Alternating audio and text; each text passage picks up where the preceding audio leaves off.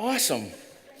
You know, we are in a series right now called More Than Me, where we are encouraging ourselves to better be who it is that God created us to be, that we are called to live out a life that He has planned for us in a way that is dynamic and exciting, and really to live a life worth living. That although our faith believes in a happily ever after in heaven, that today and now here we are called to live something special, something bigger than ourselves, a purpose that is actually worth breathing for, and worth sweating for, and worth putting some time and energy into, a life worth living. So that each of us, perhaps we need to understand that we have been given a mission from God, and we had better get on that, because each breath that we are given is a gift, and we're supposed to use it towards our calling. So far, we've talked about understanding our identities as sent ones. We've talked about understanding our identity as a prayer warrior, that we're supposed to engage in the spiritual and be praying. We've learned how to be a neighbor by joining Jesus in meeting needs, making friends, and multiplying faith. And we've learned that we're supposed to actually get on board. Clay did a great job last week, didn't he, man? If you missed it, go back and check it out. Did a fantastic job of sharing how we're supposed to manage the tension of sharing our faith by, staying in tune with what it is that the Holy Spirit is doing, and always bringing it back to Jesus, bringing it back to the cross. And then each week there was a challenge where we encouraged everybody to grab a pin and make their mark on life by rising up to the challenge that we gave you each week, by putting a colored pin in the map representing how it is that you are stepping up to the challenge and going to be living a life worth living. Now, if we look at the map so far, we can see how it is that we're doing. It's starting to fill out just a little bit. If we look week one, you can't really see it, but hopefully you can see it. Week one was the idea of being sent, and we have white pins in here. We have pins in Kimberly. So far, 66 people have said that they're willing to identify as somebody who is sent out on a mission for God. That is really cool. Give those people a clap, please. If you haven't yet stepped up to the challenge and you're like, no, I want to be somebody who is sent on a mission for God, to my neighborhood, to my work, wherever, then man, put your mark in here, grab one of the white pins and put it in there. And then last week, or the second week, we talked about prayer. We have 33 people who put a pin in there who said they are absolutely praying for this city, praying for somebody. That is really cool. Give them a clap. Then we talked about how to be a neighbor. We have 24 people willing to be the yellow pins and be a light in the community that they're in. Thank you very much for that. Give yourselves a clap. Yeah, to be honest, it was a bit of a wimpier clap because it was only 24. I think that needs to improve. I don't blame you.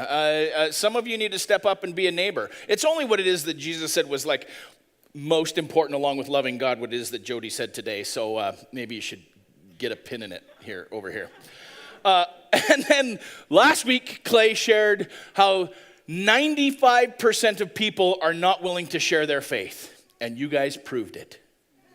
4 pins only went in last week. I think we can do something about that today, don't you? I do too.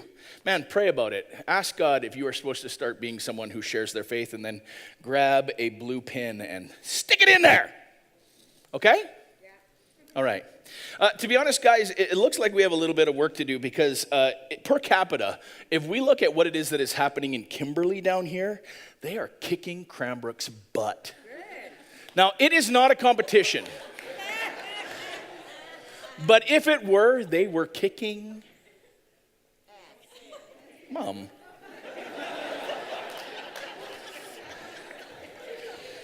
So it looks like we have a little bit of work to do, Cranbrook, okay? Just saying, don't let them beat us, but it's not a competition. But don't let them do it. Man, I am so thankful that we get to talk openly about our faith here in this public place, the Key City Theater, that we get to just speak freely about what it is that's going on in our lives. You know, as many of you know, early on in Christianity, the believers were persecuted. They were killed for their faith. They were rounded up and thrown into the arenas as lion fodder. And the authorities used to know who the Christians were because they would look for the people who were being kind and loving.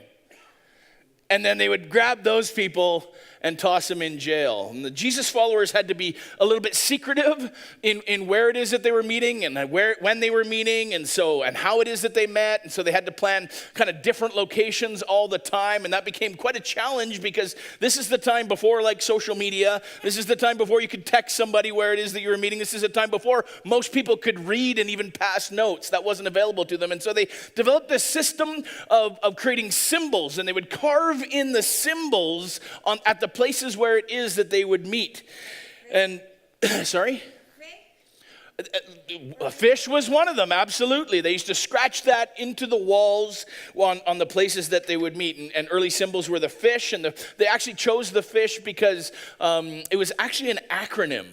It was an acronym. The first letters of the words in the early language that they were using was Jesus the Lord is risen. Jesus the Lord is risen. And so it actually stood for those things. But not only that, the fish actually represented that we're called to be fishers of men and women, that we're supposed to take up the cause of Jesus as well and be loving to other people as well. The cross was a common one. You saw that all over the place, but they quickly kind of caught onto that. And so they'd hunt down the places where there was a cross. An anchor was a symbol that was often seen in a variety of different places that we're called to keep our hope to, anchored in Jesus. Thought that was a really cool one. But one of the most common, and you may not know this, one of the most common symbols that was scratched into places was that of a ship. There's an early example of it right here. So this is in an early cave. This is where it is that they found this. It's a ship that was carved into the side. Basically, the reason that they chose a ship was because you could actually put all three of those symbols into one. You could hide the cross into the mast. You could have the fish kind of fishing off to the side there. I don't know if you can really see the outline of it. And you can have the anchor, which is down below it there, etched in as well. That it was all three of those symbols put into one to let the Christians know where it is that they were able to serve that night. And are able to serve and love and grow that night. And I think it's really kind of great news that today in Canada, we aren't killed for publicly sharing our faith. How many of you are kind of glad about that? Yeah. It's good not to die. It kind of stops you from the ability of loving God and loving others. Did you know that when you die, the last part of your body to stop working is your pupils? It's true. They dilate.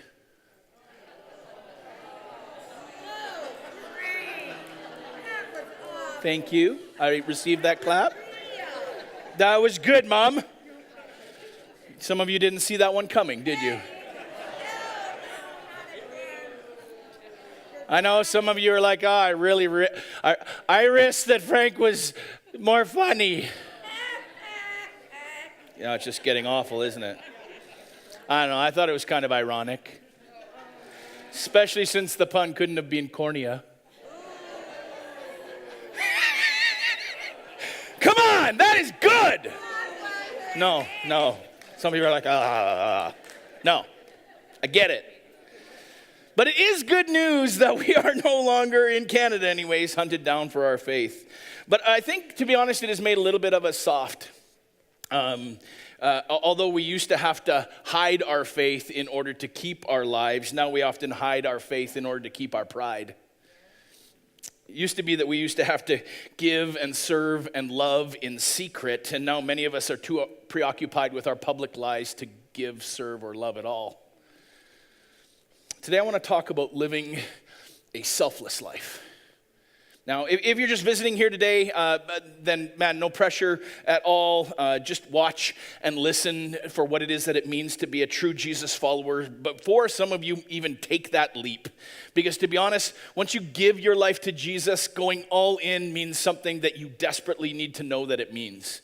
And so before you make that decision, before it's too late, I want you to understand what it is that it means to be a follower of Jesus. But if you attend here regularly, and if you are all in with Jesus, then I want to challenge you here to make a shift, perhaps a little more in your mindset around the area of servanthood. And to get right into it, I think the major reason that most people actually struggle with becoming a fully devoted servant of God is because of the temptation of covetousness. Some of you are like, what?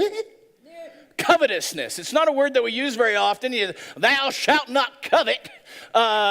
We hear it a lot in other places, but it's not a word that we use a lot in Connect Church here, a word that we don't talk about. But coveting is something that we all struggle with, especially this time of year. Did you know that more big ticket items are purchased at this time of year than even at Christmas? That there are more houses bought, there are more cars bought, there are more boats bought, there are more trailers bought and quads bought just before the summer. Summertime should be called covet time for many people. We covet other people's toys at this time of year. We covet other people's bodies at this time of year, especially when we're heading to the beach. We covet other people's time off during this time of year, others' abilities, others' skills, you name it, somebody's got it and we want it. What is coveting? Coveting just means the uncontrolled desire to acquire. The desire to acquire in itself isn't bad.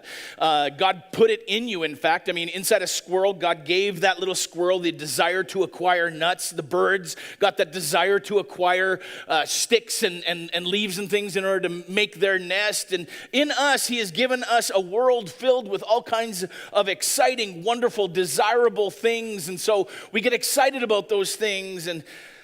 But the desire in and of itself isn't bad. But anything that is uncontrolled is a problem. That in and of itself it isn't bad, but God says there are some things that are maybe just off limits, some things that you should watch yourself on. They will harm you. And so it needs to be controlled. And it's hard in our culture. Man, I get it to be content with what it is that we have. But if you succumb to a coveting lifestyle, then you should be aware of some things that are coming your way. Some negative things about coveting. First of all, fatigue. In our push to get more and have more, more than ever in the history of mankind, has coveting been such an issue. We overwork, we take overtime, we take on second jobs. Everybody in the family works. It's the material rat race, and everybody is tired. But it's dumb to wear yourself out just trying to get more. Also, debt is coming your way. How many of you know that coveting destroys budgets? Come on. Liars. It does. Man, it is so easy to just kind of think, well, we'll figure this out. Well, we think the problem is that I don't make enough money, but really what it is the problem is that we just want too much. A lot of things we think are needs, if we analyze them, are really just greeds. The average Canadian puts $1,300 on their credit card for every $1,000 that they make. It's called deficit spending, and only the government are the people who can get away with that. More than ever, it seems. And government just keeps passing on that debt to our kids until eventually they're the ones left with the bag. And we do the same thing. We get sucked into consumer debt. And if the grass is greener on the other side, then it's probably because they're spending a lot more on fertilizer. And that's no BS. Well, actually it is quite a bit. Quite a lot. All right. So, also worry is coming your way if you are coveting. I love the way Ecclesiastes 5:12 puts it. It says, a working man can get a good night's sleep, but the rich man has so much that he stays awake worrying. When we covet or compare, ultimately we are choosing to worry. The more you have, the more you got to worry about. How am I going to protect it? How am I going to invest it? How am I going to save it? How am I going to avoid paying taxes on it? How am I going to insure it? The more I have, the more it is that I'm likely going to worry about it. I read a study that showed how insomnia increases with the level of income that somebody owns or somebody brings in. I believe coveting is the number one reason for dissatisfaction in our world. You can expect to never be satisfied or fulfilled or happy if you are just constantly covetous. But here's the good news. The antidote to coveting is contentment and contribution. That I am not by nature a contented person, and neither are you, if you're honest. It is not automatic. It's something we actually have to work on, something that we have to discipline ourselves to do. We have to discipline ourselves to serve and save and give. It's an education process, but you can actually start that education by resisting the urge to compare yourself to other people. But you start that education by actually stepping back and going, okay, how can I do this differently? 1 Corinthians 10:12 says, we do not dare classify or compare ourselves. It is not wise. I love how the Bible always uses that phrase in order to say, it's dumb. You're a moron if you do it. It's much more PC, right? It's like, oh, it's not wise. Yeah, don't do it. It's dumb. Okay? If you're comparing yourself to others, houses, cars, jobs, looks, clothes, abilities, energy, I just wish I had their energy, right? It's stupid. It's not wise. Don't do it. It just creates discontentment in you. So how do you react when you see somebody with a nice car? Do you go, oh man, I'd love that car? Or do you go, oh man, I am so glad that they got that car? Isn't that awesome? How do you react when you see somebody with a nicer house, or when somebody is better at business, or somebody is better at speaking, or somebody is better at insert talent here? One of the greatest lessons that we can realize is learn to admire without having to acquire. Would you agree? Learn to admire without having to acquire. I don't have to have everything in order to enjoy it. If the only things that you enjoy are the things that you possess, then you're going to be miserable a lot of your life. You can't have everything. Learn to admire without having to acquire. Why do we compare? Why? I mean, we know we shouldn't, don't we? This isn't news to anybody. We know we shouldn't do this, but we compare because of our society that we live in. It's kind of the way that we keep score. On TV, on social media, on YouTube, right? Where they're all designed in order to make us feel insecure. With the ads geared and the messages geared in such a way that you always see what it is that somebody else is doing that's amazing. Or how somebody looks and it's amazing. Or what somebody does and it's amazing. And so you become discontent, and you're more likely to actually consume when you're fearful or discontent. And so we're always looking around and asking, well, how am I compared to, or how do I stack up with, or more, man, their Instagram feed is so amazing. Look at the amazing things that they're doing. As if for some reason, net worth was equal to self-worth. They're not. Your net worth is absolutely no relationship to your self-worth. I mean, if we're not careful, we can become possessed by our possessions. If you don't watch out, people will sacrifice values and morals and integrity all to get just a little bit more. They'll even sacrifice relationships in order to get just an additional dollar. There was this, you probably heard of her, the lady who recently won $17 million. And she called her live-in boyfriend and said, I just won the lottery, I'm worth $17 million, get packing. And the boyfriend's like, oh boy, I can't wait. Should I pack cold or should I pack warm? Where are we headed? And she's like, it doesn't matter what you pack as long as you're gone when I get home.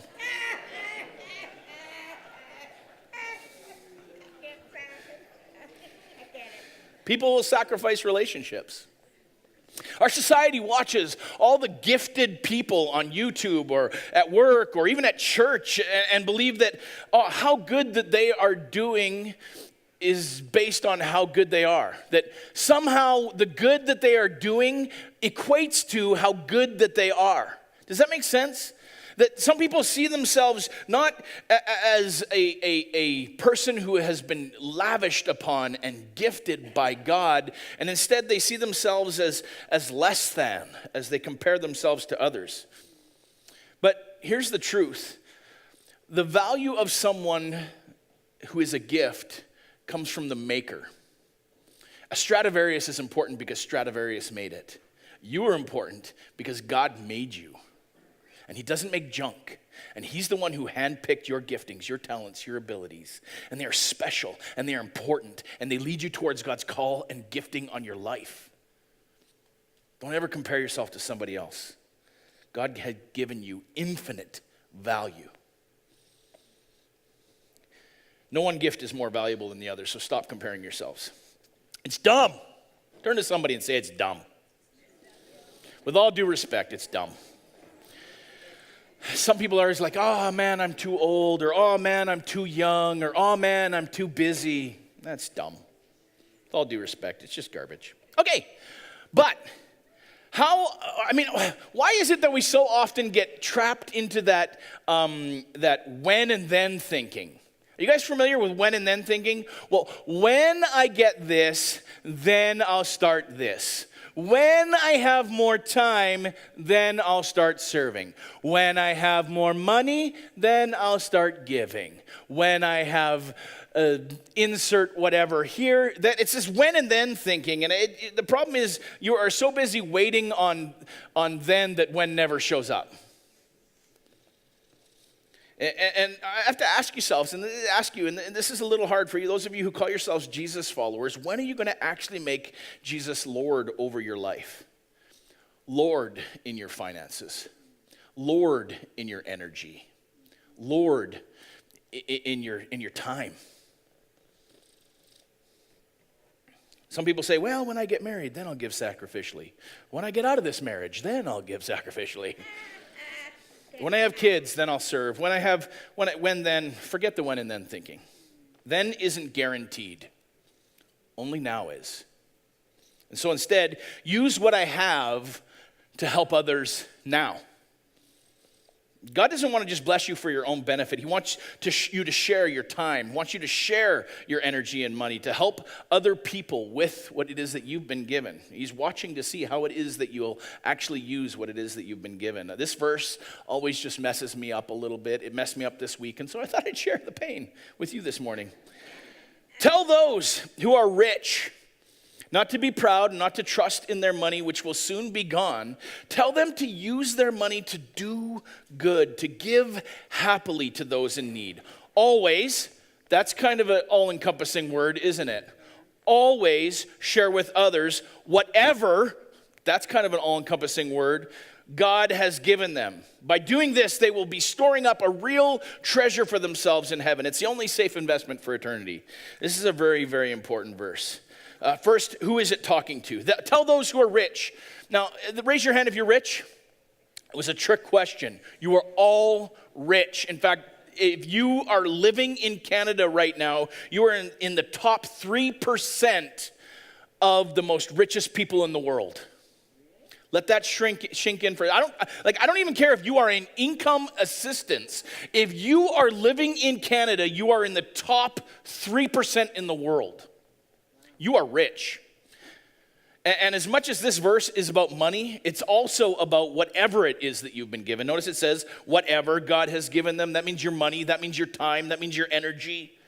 That you are responsible for what it is that you've been given and how it is that you're going to be using it.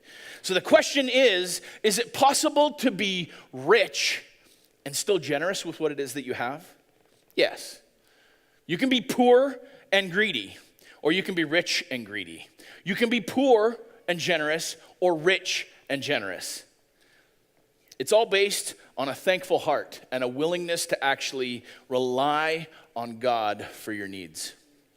See, generosity happens when the attitude of thanksgiving for what it is that I have combines with the action of love. Does that make sense? The action of servanthood. When I am grateful to God, I do as much good as possible with what it is that I've been given. That's generosity. How? Well, maybe we should look at the 4 precautions that are given in that last verse. If you follow these 4 things, then you can be as wealthy as you want. It says here, don't become proud of your wealth or ability. Don't think you're better than somebody because you've got more than them. More talent than they've got, more energy than they've got, more money than they've got. Look at me. Man, don't get sucked into that. Do not be proud. 2, don't put your trust in your money or your abilities. Don't look to them for your security. Security is not a bank account. Your security should be in God. 10 years ago, I kind of left a pretty secure, cushy teaching job in order to work for a non-denominational ragtag bunch of misfits in this church. They all left, and this group took over for them. Worked out great. I had to put my security in God. And to be honest, a little bit, I had to put my security in you putting your security in God. Thank you guys for how faithful you've been. You know, bank accounts can be lost overnight. How many of you know that? Yeah. How many of you know that also abilities can be lost overnight? Health can be lost overnight. Man, those are things that can be lost. So don't put your security in money. Don't put your security in abilities. Don't waste whatever it is that you've been given, no matter how little or how much you have. And then 2, use your time, money, and money to do good. Don't waste it. If you got a lot of money, don't squander it. Don't blow it on yourself. Use it to do good. Be abundantly generous with what it is that you've been given. Use your time and your energy to serve and love others. Don't selfishly consume all those things for yourself. Instead, contribute by serving. And then give cheerfully. Give cheerfully. Give happily. Whatever it is, either one. Of our time, of our energy, of our money. That is the cure for the disease of covetousness. That is the cure for the disease of consumerism, because it is the exact opposite. I mean, the root of the word covet is get, I must get. And the opposite is, how can I give? How can I give? How can I give? So every time that I give to somebody else, a stranger, a friend, my neighbor, my tithe, my energy, my over and above giving, I am breaking the grip of selfishness and consumerism on my heart and freeing myself to be the follower of Jesus that I'm called to be. It's a spiritual victory every time that you're generous. Yeah. Acts 20 verse 35 says, there is more happiness in giving than receiving. How many of you know that? Yeah, we know this. We've heard this before. But how many of you know that if you actually live that out, it's a mark of maturity? And if you don't live that out, it is a mark of immaturity, no matter how old you are. I've so loved as a parent getting to the place where my kids are old enough now in order to get more excitement at Christmas by what it is that they are giving than what it is that they are receiving. It is so cool. Even here at church, my kids are more excited about how it is that they can serve and how it is that they can use their time and talents than they are about what it is that they get from church. And it just kind of like fills a father's heart up. How many of you know that? Yeah. Man, it gets me excited. It blesses my heart. When God looks down on us and sees you sharing generously, he's pleased with you for it. With other people who are in need and on his heart, and you step in and do something about it.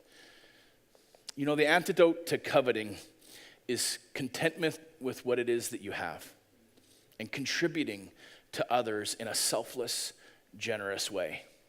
Jesus, in fact, told a story about it one time. He said there was this guy who was this successful businessman, and he had a banner year, and so he had a bumper crop, and he grabbed all of his crops, and he stuck it into this barn, and soon the barn became so absolutely full that he's like, oh man, I've got so much, I got no place to put it. I need to build more barns. And it never occurred to him that maybe he had been gifted with an overflow in order to share that with other people. It never occurred to him. And then I so struggle when God said and looked at him and said, you fool. I hope Jesus never has to say that to me. Don't think that life is all about ourselves. There's more to life than coveting and getting. You know, Jody and I sold our motorhome on Monday.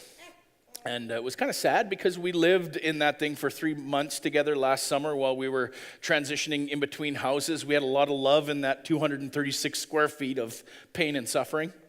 But it was really sad to kind of see it go. And we were thinking afterwards we were going to buy a boat. And back in January, we kind of set a goal as a family for the year on things that we wanted to accomplish. And one of the goals that we had for ourselves this summer is that we wanted to travel up the far side of Kootenay Lake and stop at some of the different places that I had been when I was in high school. We went on a trip down Kootenay Lake, and we just camped and set it up, and then break camp and boat down a little bit further and set it up in a new place, and then boat down a little further, going all the way up to Caslow. It was our plan. And the problem is that I am too poor to spend a lot of money on a boat. but I also love my family. And so I'm too cheap in order to buy one that could actually afford us the ability to make it all the way there without sinking in a giant sieve that I had bought for the price that I could afford. Does that make sense? I wouldn't trust myself in a canoe. I've been in a canoe before, and it always tips, top heavy. Anyways, looking at Kijiji on Monday, I was looking at Facebook. I was doing all sorts of kind of analysis and figuring out what it is that we could do, what to go for, what not to go for. And my brain was kind of like stirring with it just a little bit, struggling with coveting the big fancy boats. And Monday night, I just could not sleep. I had a bad night. I had a weird kind of vision nightmare / lucid dream kind of thing where my family was in a boat. And so we're kind of like traveling in this little boat, and it was kind of cool. And then all of a sudden, you know how dreams work, it suddenly began to morph and get bigger until my family was in a boat like this. And we were kind of like, it was awesome. We were cruising along, and it was great. Everybody was busy, and we were active, and we were doing cool things. And then we'd be sailing along, and we see somebody in the water. And as we saw them in the water, we'd kind of like throw them a lifeline, and we'd kind of haul them in to the boat, and then they'd come into the boat, and they'd kind of get all healed up, and then we'd equip them, and we'd teach them what it is that we were doing in the sailboat, and they were like lifting jibs, and they were like moving things, and we were all working together. And then we sent it out another lifeline as we came to another person. We hauled them in, and it was so cool, and the boat began to pick up some momentum, and the wind began to fill the sails, and we were really cooking, and it was so cool for a little while. And then as the dream continued, the boat began to slow down just a little bit. And we were confused as to what it is that was going on. We were like, oh, what's happening? Do we need to tighten the sails? Do we need to try adjusting a few things? It didn't really work. And we're like, oh, man, what is it that's going on? And then we got, we heard a voice coming from up top. The captain was like, change of course. Change the heading. And so we began to turn just a little bit as we all did our part to turn. But a weird thing was happening as we were turning, in my dream anyways. The boat began to do this. And when the boat does that, we're all kind of freaking out a little bit. Rightly so, because like it's all uneven. We're all kind of fearful. We're all off balance. It's a little bit strange. We don't know what the heck is going on. And then I began to look over at what it is that was happening. And I noticed that there were a bunch of people holding on to the lifeline. That they just weren't actually like hauled up on board. They weren't actually climbing up on board. They just kind of grabbed a hold, and we're coming along for the ride. They're just kind of like dragging this thing back. And they're like, oh, it's okay. You guys are doing great. Keep it up. We were like, please stop. We want to keep moving forward. It was a weird dream. True story. Weird dream. As I was praying about it and thinking about it, I feel like it might have been a challenge a bit from God to encourage a few people who have come along for the ride to actually make a decision to be a part of what it is that we're doing. To make the choice to come on board and to serve and contribute and to journey towards God's call for us to reach people who are far from Him, to start helping us by just doing your part. That's all. I think we need to ask ourselves the tough question every once in a while: what am I really living for? What am I really living for? Is it for more than just me? Is it? Or is the primary goal of my life just to get more, to consume more, to make it just a little bit more about me, to hang on for the ride? A life worth living doesn't come from possessions. It comes from knowing your calling in life and then beginning to do something about it. It comes from knowing that you are called to be a fully submitted follower of Jesus. What does He want you to do with your time? What does He want you to do with your energy? What does He want you to do with your money? I was at heard about a funeral in Calgary. a wealthy widow who was worth millions of dollars, and she died. And a few people gathered around the edge of her coffin, saying few things. And one person said, you know, what is that most people say? Oh, it's so sad. She had so much to live for. And the person right beside her said, no, she had so much to live on, but she had nothing to live for. I don't want anyone to ever say that at my funeral. What are you living for? Just trying to get more? It's not a good enough goal. I'd suggest you re-examine your priorities. Live for more than yourself. Live to give. Give generously of your time. Give generously of your energy towards selfless things. Give generously of your finances. Use your time, energy, your finances for something that lasts beyond this really short speck called life. Use it for love. Get on board with what it is that God is doing here. Serve somewhere, anywhere. Begin to connect. Head to the info booth afterwards, maybe, and sign up to serve. Join the amazing group of people that we have here. And some places only have like the 80-20 rule where 20% of the people do all of the work. We don't have that here. We have an amazing group of volunteers here. But to be honest, if we're going to track with where it is that God is calling us to go, we just want everybody on board. There's a place to serve here no matter what your giftedness is, no matter what your energy level is, no matter what your ability is. We'll find you a place to serve. And then serve your neighbors as well. Don't just make it about here. Spend time with your neighbors. Encourage your neighbors. Love them. Invest in them as well. And then give generously of what it is that you have. Ask God how it is that you should serve him with your money. Ask him how generous he wants you to be, and then regularly give. Teach yourself how to break from this covetous lifestyle. Join us in the ship as we serve Jesus in living a life of more than just me. Let's pray. Father, I thank you for the sweet sting of conviction, personally and corporately, that sometimes it is just so easy to get sucked into keeping up with the Joneses, looking at what's going on around us, comparing ourselves to others, and getting into that when and then thinking. Father, will you just forgive us for that?